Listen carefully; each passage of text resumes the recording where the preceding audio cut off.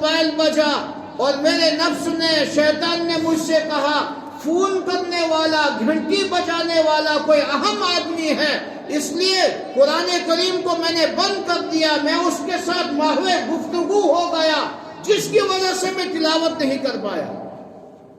لیکن آمد رمضان جو ہی قریب آ گیا، رسول رحمت صلی اللہ علیہ وسلم نے فرمایا اذا دخل رمضان فتحت ابواب الجنہ، جو ہی رمضان قریب آتا ہے، یعنی رمضان کا مہینہ تمہیں نصیب ہوتا ہے، اس رمضان کے مہینے کی آمد پر اللہ تمہارے لیے جنت کے دروازوں کو کھول دیتا ہے۔ غلقت ابواب جہنم، اور جہنم کے دروازوں کو بند کر دیا جاتا ہے۔ وسلسلۃ الشیاطین، اور شیطان مردود کو قید کر دیا جاتا ہے۔ اس لیے مومن اب یہ نہیں کہہ سکتا کہ میں تلاوت کرنا چاہتا تھا لیکن شیطان نے کرنے، میں ذاکرانہ زندگی گزارنا چاہتا تھا لیکن شیطان نے ذاکرانہ زندگی سے روکا، میں رسول رحمت صلی اللہ علیہ وسلم پہ کثرت سے درود پڑھنا چاہتا تھا لیکن شیطان نے مجھے پڑھنے، اب انسان نہیں کہہ سکتا۔ کیوں؟ رسول رحمت صلی اللہ علیہ وسلم نے فرمایا تمہیں بہکانے والا جس کو اجازت رب العالمین نے دی ہے کہ تم قیامت کے صبح تک بندہ مومن کو بہکاتے رہو، تمہیں اس کی چھوٹ ہے، یہ شیطان مردود ہے، یہ بہکاتا رہا لیکن رمضان آتے ہی اس کو بند کر دیا گیا، اب یہ بہکائے گا نہیں، اب جو کچھ تم کرو گے وہ سارا کا سارا تمہارا نفس تمہیں کرنے میں مجبور کرے گا۔ بندہ رمضان کی آمد کے بعد رمضان کے روزے نہ رکھے اور پھر کہے لعنت ہے شیطان اس پر، ایسا ممکن؟ کیونکہ شیطان تو بند ہے، اب اس بندے کو کہنا ہے لعنت اس نفس پہ ہے جس نفس نے مجھے روزہ رکھنے کے لیے تیار نہیں کیا۔ لیکن بزرگوں دوستو، رسول رحمت صلی اللہ علیہ وسلم نے فرمایا اولہ رحمت، پہلا اشرہ رحمت کا ہے، اور مجھے اور آپ کو رحمت کے حصول کے لیے محنت کرنی ہے، اور رحمت کے حصول کے لیے جو محنت رسول رحمت صلی اللہ علیہ وسلم نے سکھائی ہے، اسی انداز کی محنت جب ہم کریں گے اللہ ہمیں نوازے گا انشاءاللہ۔ رسول رحمت صلی اللہ علیہ وسلم کے بارے میں حدیث میں آتا ہے، اما عائشہ صدیقہ طاہرہ طیبہ رضی اللہ تعالیٰ عنہ فرماتی ہیں 15 شعبان کو رسول رحمت صلی اللہ علیہ وسلم اپنا بسترہ مبارک کر دیا کرتے تھے اور اعلان کر دیا کرتے تھے اے عائشہ اب رمضان قریب آ چکا ہے، اب مجھے رمضان کی تیاری اور استقبال رمضان میں لگ جانا ہے تاکہ میں رب العالمین کے حصول رحمت زیادہ سے زیادہ حاصل کر سکوں۔ لیکن ہمارا بسترہ تو رمضان میں بھی دراز ہوتا ہے، فولڈ تو نہیں ہوتا۔ رمضان میں صبح سحری کھانے کو انسان اٹھتا ہے اور سحری کھانا رسول رحمت صلی اللہ علیہ وسلم کی سنت ہے، اور یہ ایسی بہترین سنت ہے، نبی علیہ السلام نے فرمایا اگر تم جاگ نہیں سکے، وقت بہت کم رہ گیا ہو تو کم از کم ایک گھونٹ پانی کا پھر بھی پی لو تاکہ سحری والی سنت تم ادا کر سکو۔ لیکن بندہ مومن آج کے زمانے میں غفلت کا زمانہ ہے، اللہ سے بغاوت کا زمانہ ہے، اللہ سے عناد و دشمنی کا زمانہ ہے۔ بندہ چاہتا ہے لیکن اس کو کرنے نہیں دیا جاتا۔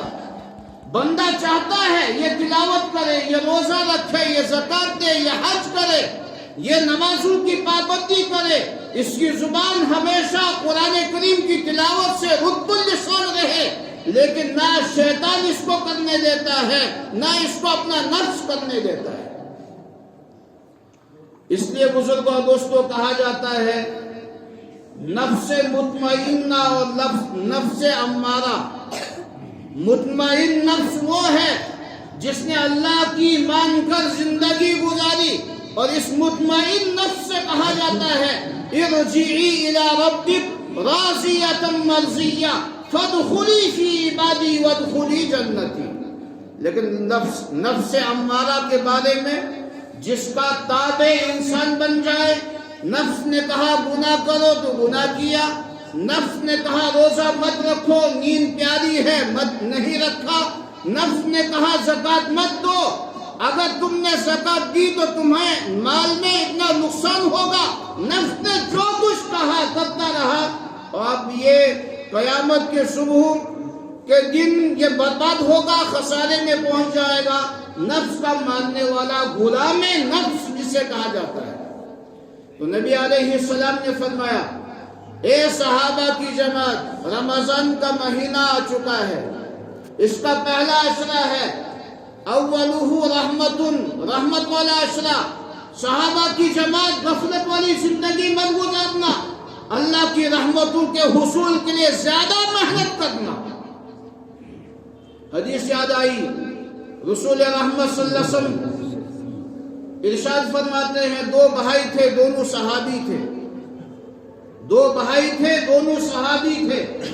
ایک بھائی کا غزوے میں شہادت کا جام نوش فرمایا اور 1 سال پہلے شہادت پائی، اور ایک بھائی کا انتقال 1 سال کے بعد ہوا۔ نبی علیہ السلام نے خواب میں دیکھا کہ 1 سال بعد خود مرنے والا اس شہید بھائی سے پہلے جنت میں داخل ہو گئے۔ شہید بھائی سے پہلے جنت میں داخل ہونے والا صحابی، حضور نے صحابہ کرام رضوان اللہ علیہم اجمعین کے سامنے ارشاد نقل فرمایا، فرمایا صحابہ کی جماعت، میں نے آج یوں دیکھا، وہ جو بھائی گزشتہ سال فلاں غزوے میں شہید ہوا تھا، ظالموں کے ہاتھ سے کٹا تھا، شہادت کا جام کیا تھا، جس کے بارے میں قرآن نے کہا لا تقولوا لمن يقتل فی سبیل اللہ اموات، اللہ کے راستے میں کٹنے والے کو مردہ مت کہو، یہ زندہ ہے۔ وہ جو 1 سال پہلے شہید ہوا تھا، اس کا بھائی 1 سال کے بعد مرا، اور وہ میں نے دیکھا اس شہید سے پہلے جنت میں داخل ہو رہا ہے۔ صحابہ نے عرض کیا، کیونکہ ان کا مزاج تھا پوچھنے کا، اور ہمارا مزاج تو پوچھنے کا بھی نہیں۔ اب تو ہم سارے کے سارے مفتی ہیں، جس کو جو جی میں آئے، جو نفس میں آئے، وہ ہم بولنا شروع کر دیتے ہیں۔ ہم قرآن اور حدیث کے تابع رہنے کو تیار۔ تو صحابہ نے پوچھا، یا رسول اللہ صلی اللہ علیہ وسلم، یہ کیسے ممکن ہو سکتا ہے؟ شہید تو جنتی ہے، یہاں سے چلا گیا، اس کو حیات مل گئی، یہ زندہ ہے، اور اس کی قبر جنت کا باغ بن گیا۔ یہ صحابی 1 سال بعد مرنے والا، یہ کیسے اس سے پہلے جنت میں داخل ہوگا؟ تو رسول رحمت صلی اللہ علیہ وسلم نے صحابہ کے سامنے، کیونکہ وہ تو حکیم تھے، ان کا کہنا ہی کیا تھا، نبی علیہ السلام نے صحابہ کو سمجھایا، فرمایا صحابہ کی جماعت، مجھے بتاؤ کیا اس شہید سے 1 سال کی نمازیں اس سے زیادہ نہیں تھی؟ شہید 1 سال پہلے مرا، 1 سال بعد مرنے والا جو صحابی ہے، کیا اس صحابی کی 1 سال کی نمازیں، اتنے سجود، اتنے رکوع، اتنی تلاوت، اتنے ذکر و اذکار، اتنا درود، یہ قربانیاں اس صحابی سے زیادہ نہیں ہیں؟ تو صحابہ نے عرض کیا، یا رسول اللہ صلی اللہ علیہ وسلم، ہاں اس سے زیادہ ہے، 1 سال کی نمازیں زیادہ ہیں۔ ہماری جیسی نمازیں تو نہیں تھی۔ ہماری نماز کیا ہے؟ امام صاحب نے آج 10 منٹ لگائے، اگر کل 11 لگ گئے تو امام صاحب کی گرفت ہوگی یا نہیں ہوگی؟ اور اگر 11 کے بدلے میں 13 لگ گئے تو پھر تو امام صاحب کی خیریت نہیں ہے۔ اور اگر 10 کے بجائے 8 پہ امام صاحب آ گئے، پھر واہ واہ ہے، ہمارا امام نماز پڑھنا جانتا ہے۔ زیادہ وقت نہ لگے، کم قلیل وقت لگے۔ رمضان آ گیا، الحمدللہ شاید کل پہلی تراویح ہوگی انشاءاللہ، تو آج ہی سے 2 دن پہلے سے لوگ پوچھ رہے ہیں، مولوی صاحب کے کیا ارادہ ہے؟ کہتے ہیں یا نہیں کہتے؟ مولوی صاحب کیا ارادہ ہے؟ اب گھٹنے درد والا بھی نہیں کہتا تھوڑا آرام سے پڑھاؤ، کیوں؟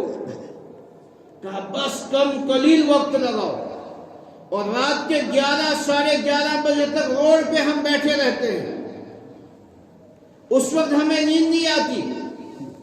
11 ساڑھے 11 بجے بھی ہماری روڈوں سے لوگوں کے بولنے کی آوازیں آتی ہیں، اور بیٹھے ہوئے روڈوں کے اوپر دکانوں کے اوپر یا دکانوں کے باہر بیٹھنے والے ہمارے مسلمان ہیں، اس کو ہم کہتے ہیں چہل قدمی، ٹہلنا، کھانے کے بعد فوراً مت سو جاؤ کیونکہ یہ مضر صحت ہے۔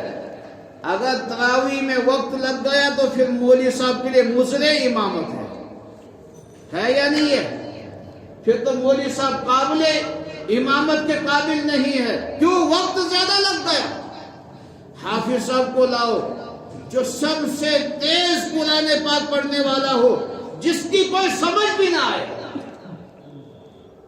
اور پھر اگر کہا جائے رمضان میں تراویح میں قرآن سنیں گے، کیونکہ قرآن نازل ہوا ہے کس میں؟ رمضان المبارک میں، اس لیے قرآن سنیں گے الف لام میم سے من الجنۃ والناس تک، تو پھر تو مسجد خالی ہو جائے گی۔